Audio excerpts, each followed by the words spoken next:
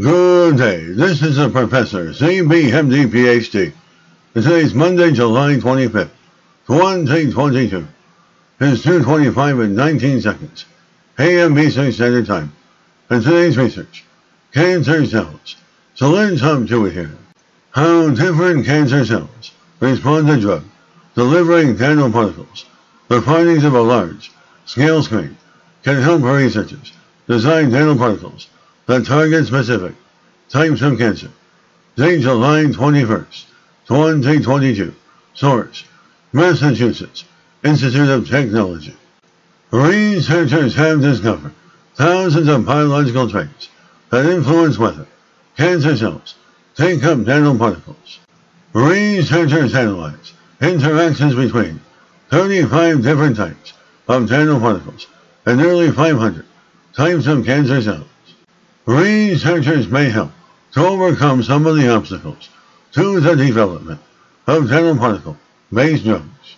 The findings could help researchers better tailor their drug delivery particles to specific types of cancer, or design new particles that take advantage of the biological features of particular types of cancer cells.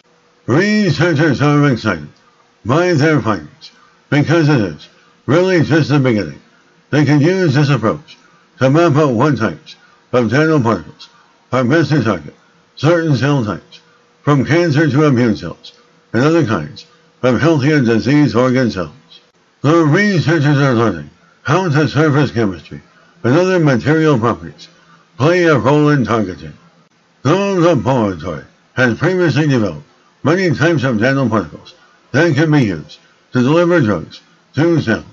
The studies in the laboratory and others have shown that different types of cancer cells often respond differently to the same nanoparticles. The researchers hypothesize that biological differences between cells could be driving the variation in their responses. And to figure out what those differences might be, they decide to pursue a large-scale study in which they can look at a huge number of different cells interacting with many types of nanoparticles. Researchers had recently learned about which was designed to allow researchers to rapidly screen thousands of drugs on hundreds of different cancer types at the same time. The team decided to try to adapt that platform to screen cell nanoparticle interactions instead of cell-drug interactions. And by using this approach, researchers can start thinking about whether there is something about a cell's genotypic signature that predicts how many nanoparticles it will take up. And for their screen, the researchers used 488 cancer cell lines from 22 different tissues of origin. Each cell type is barcoded with a unique DNA sequence that allows researchers to identify the cells later on. And for each cell type, extensive datasets are also available on their gene expression profiles and other biological characteristics. On the nanoparticle side, the researchers created 35 particles, each of which had a core consisting of either liposomes. The particles made from many fatty molecules, called lipids, a polymer known as PLGA, or another polymer called polystyrene. The researchers also coated the particles with different types of protective or targeting molecules, including polymers, such as polyethylene, glycol, antibodies, and polysaccharides. And this allowed them to study the influence of both the core composition and the surface chemistry of the particles. The researchers exposed pools of hundreds of different cells to 135 different nanoparticles, and each nanoparticle had a fluorescent tag, so the researchers could use a cell sorting technique to separate the cells based on how much fluorescence they gave off after an exposure of either 4 or 24 hours. Based on these measurements, each cell line was assigned a score representing its affinity for each nanoparticle. The researchers then used machine learning algorithms to analyze those scores, along with all of the other biological data available for each cell line. And this analysis yielded thousands of features or biomarkers associated with affinity for different types of nanoparticles. Many of these markers were genes that code for cellular machinery needed to bind particles, bring them into a cell, or process them. And some of these genes were already known to be involved in nanoparticle trafficking, but many others were new. They found some markers that they expected, and they also found much more that has really been unexplored.